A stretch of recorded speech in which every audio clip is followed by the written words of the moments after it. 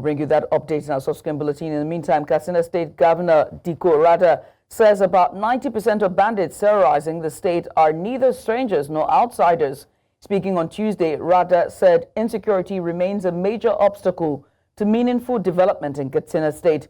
He said while governors serve as security chiefs in their states, the army and police operate independently.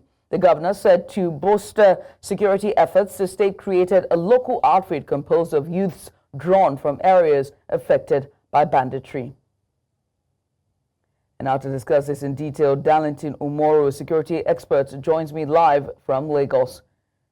Mr. Umoru, many thanks for joining us. We appreciate you for coming on. Now, let's just go into details, right? If the bandits live among the people, should it not be easier to have them arrested and tried? Well, it's unfortunate. It's been the situation. You recall at a point in time that the bandits, well, I don't want to call them bandits. These terrorists actually took over a school, and used that school as their camp. And, unfortunately, they were unleashing their acts of terrorism, moving from that school they had taken over at a point in time. Now, the bandits, sometimes, when they live amongst the people, particularly at the suburbs, the problem is fear. The people, are they giving out information early enough to security agents to be able to carry out an attack on these persons? The answer is no. You recall the situation that took place in Kebbi at a point in time when you have the Lukarawa group who was living in their midst.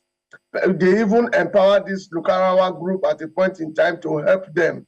But incidentally, when the Lukarawa group was now rustling their cattle and demanding for taxes, but that was where they started getting it wrong. But these bandits, sometimes they don't live amongst the people, but once they take over particular areas, they become very deadly moving into that area. For these vigilantes themselves alone to have, attempted going to take them out was really a suicide mission for me. Apparently, there should have been a more synchronized arrangement between the security and then having the vigilante to only give support. I don't know whether the vigilante themselves have enough adequate training to be able to take on whether you call them bandits or terrorists, who in most times wield or bear more sophisticated weapons than what the vigilantes are even carrying. It's unfortunate that that incident happened. Of course, they were ambushed or waylaid because the bandits apparently had intels about their coming, and so they didn't allow them to get to them before they took them out. It's really unfortunate. Right, unfortunate indeed. Now, the governor had ruled out amnesty. Where does that leave any chance for peace in Katsina? Or better yet, is this a welcome move that should be adopted in Katsina at this time? Well, amnesty, not really amnesty in Katsina. That was not really what worked for them. I think they had a JoJo, the non-kinetic approach, and then I bring to the table, and then a particular region or local governments in Katsina were able to achieve that, and then since then they've been having some measure of peace recorded in that place. We've seen the situation, well, what you just described now as amnesty, that a former governor of Zamfara State at a point in time gave to the bandits. They brought them together and offered them amnesty, and also offered to be paying them some amount of money. But if you recall, that didn't take time to fall, because the government, as at that time, the government before this one, the administration before this one in Zamfara State, could not on their part meet with their own side of the agreement, to really pay those bandits. And so at the end of the day, they had to fall back to the forest again and continue from where they stopped and started unleashing, terror on the people of Zamfara State. But bringing that to Plateau State, Plateau State has tried so many measures. They've tried as much as possible to see how they could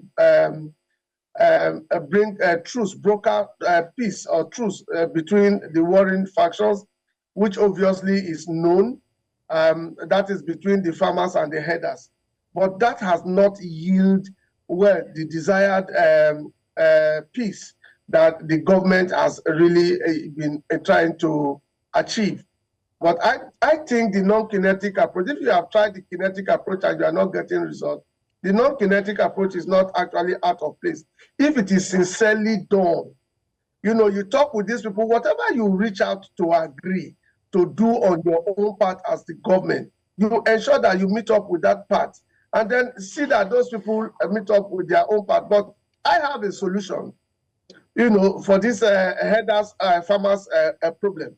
Well, I don't like giving out solutions on television because both warring parties, you know, are watching. And then when you give out solutions, some will begin to prepare and work against it. Number one, if the Plateau State government is sincere, what they should do is to take head count of all the herders in Plateau State. And then go through the Nimeti Allah to have heads of each. You build what you call like a platoon amongst them, and then recognize the heads of each of those groups, and then let those groups submit the names of all the headers within their reach. And then by so doing, you would have a collection of who and who, well, the population of who and who is there as header in Plateau State. That's number one. Number two, find out the owners of those cattle in Plateau State. Who are the people, the Plateau State indigenes, who actually own the cattle that are in Plateau State?